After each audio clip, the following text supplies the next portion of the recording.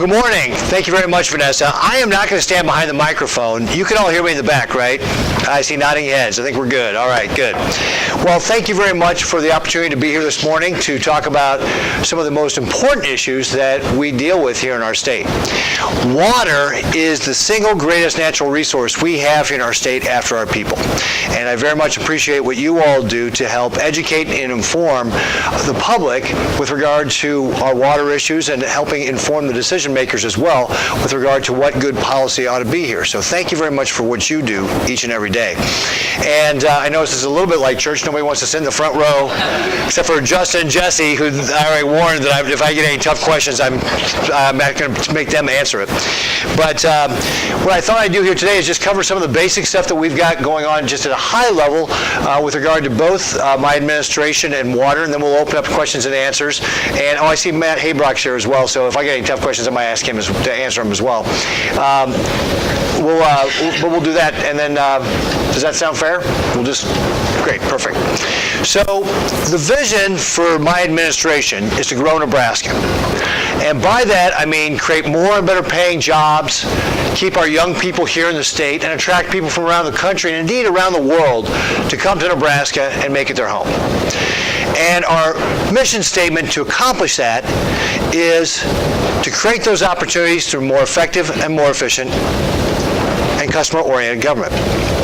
And so we have a number of issues that we've been dealing with to be able to do that. So for example, one of the things that we have done is we have put everybody in my administration through Lean Six Sigma white belt training. And that's kind of the basic level of understanding what process improvement is all about. Teaching people why do we treat people who we serve like customers. And in fact, a little bit later today, I'm going to be talking to a group of green belts, our next class of green belts. That's like we got white belts, yellow belts, green belts.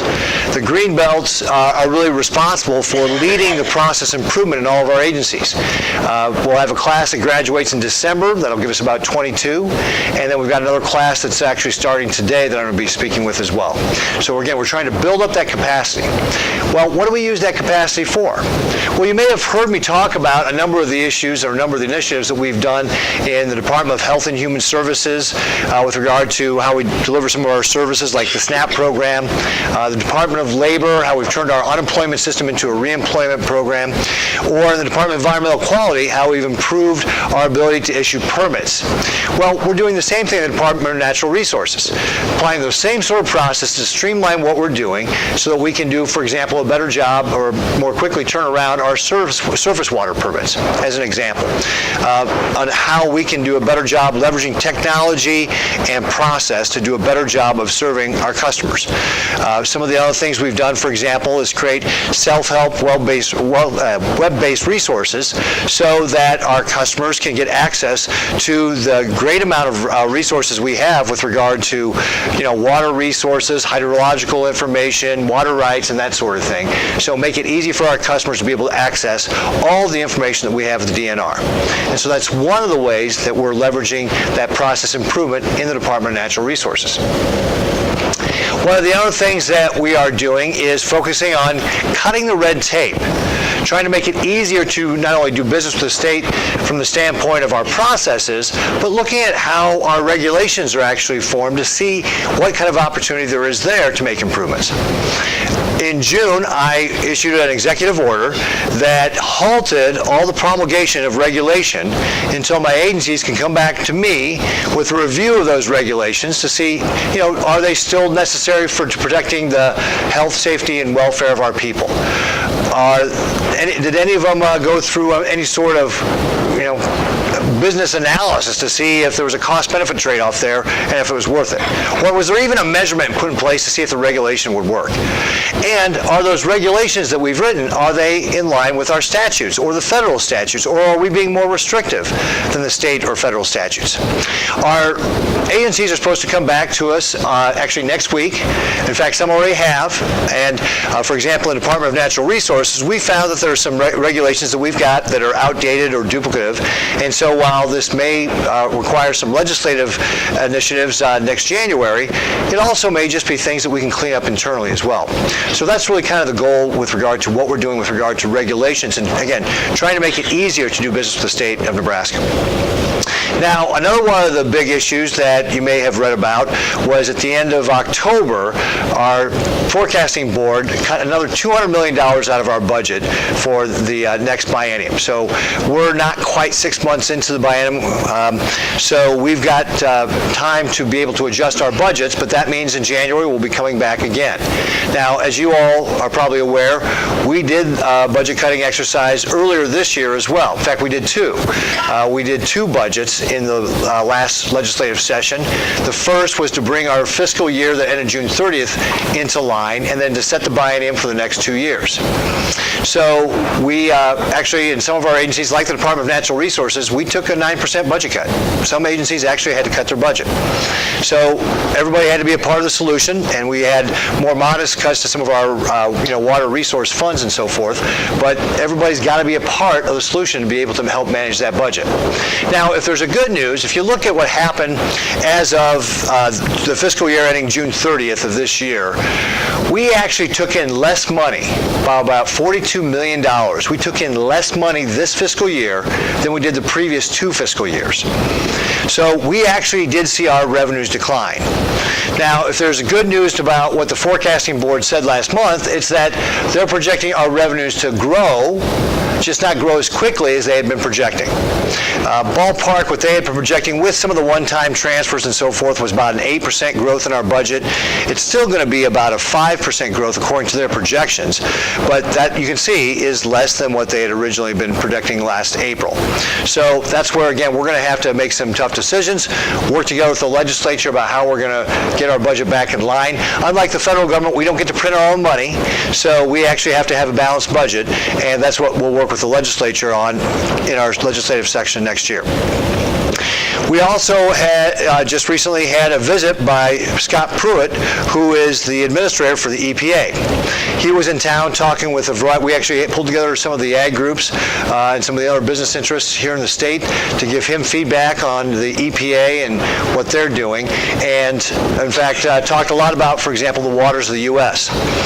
Waters of the U.S., I'm sure you're all very familiar with, was the Obama rule expansion of what the EPA had authority under the the Clean Water Act of 1972, and Nebraska was one of the states. Thank you, Justin. That was helping us sue the EPA because they were overstepping the bounds of what the 1972 Clean Water Act said. So, for example, that act said over 80 times that the EPA had responsibility for navigable waters.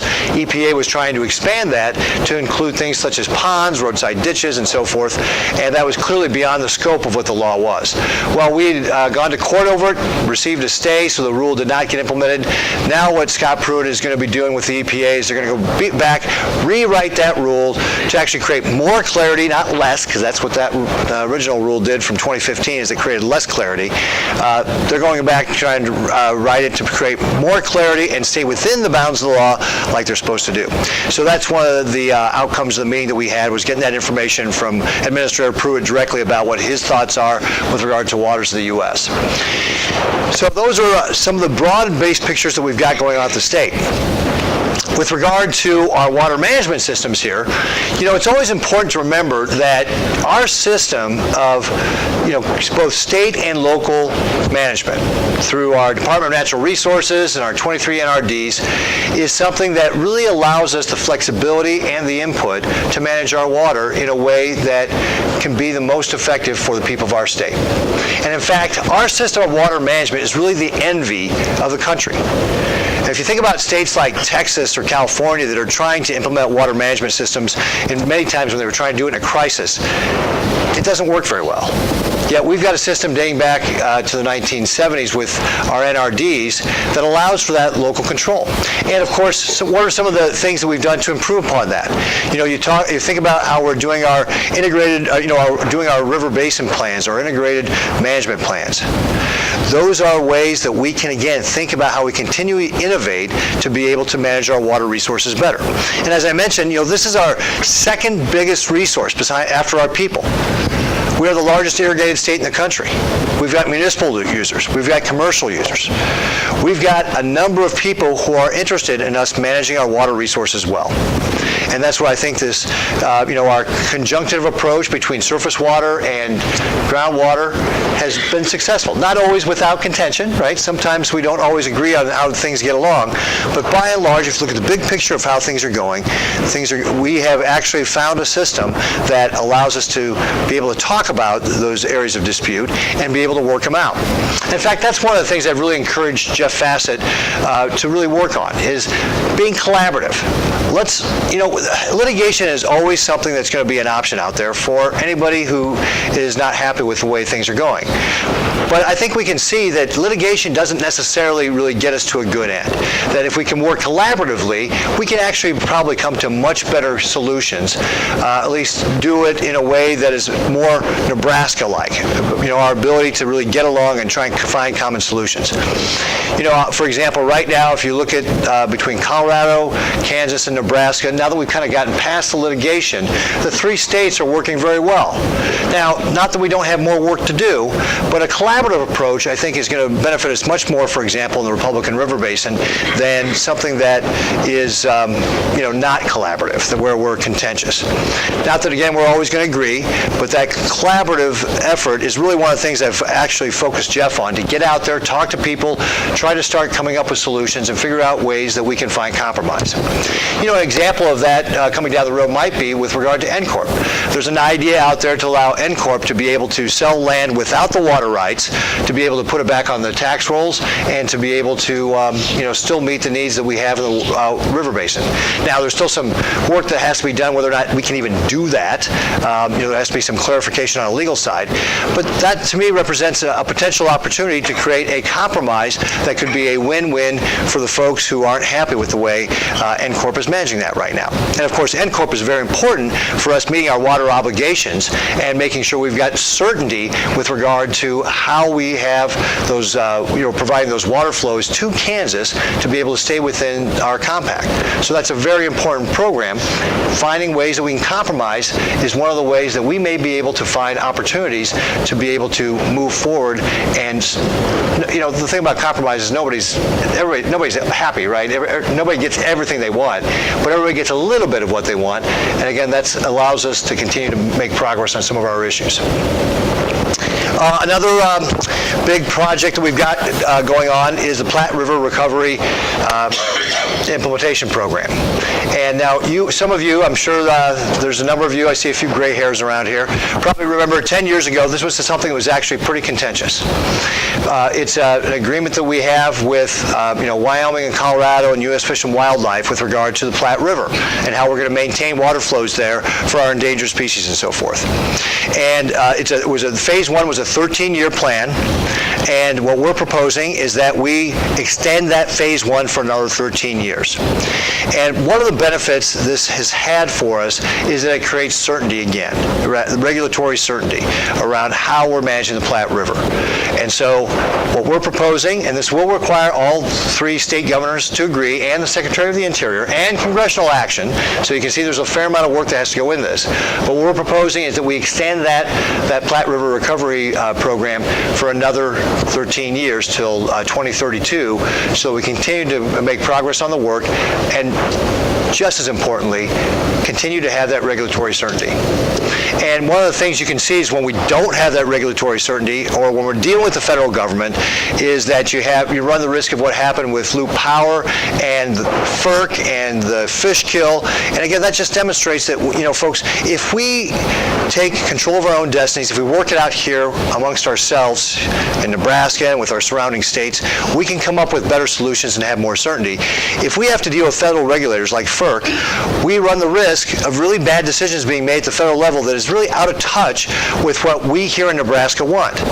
that example of the fish kill that we had up there by Columbus is an example of just, the federal government not knowing what the heck was going on in the states. And this is why I'm such a big proponent of taking that federal power and pushing it out to the states. And just to tie back in with Scott Pruitt, I know he's a believer in that as well at the EPA, that he wants to decentralize decision-making, work more closely with the local, regulators. And in fact, I will tell you, just going off on a tangent a little bit, that since this administration has come into power in the last, 11 months, the EPA has really let our Department of Environmental Quality take the lead on these environmental issues rather than being heavy-handed and elbowing us out of the way and them taking control.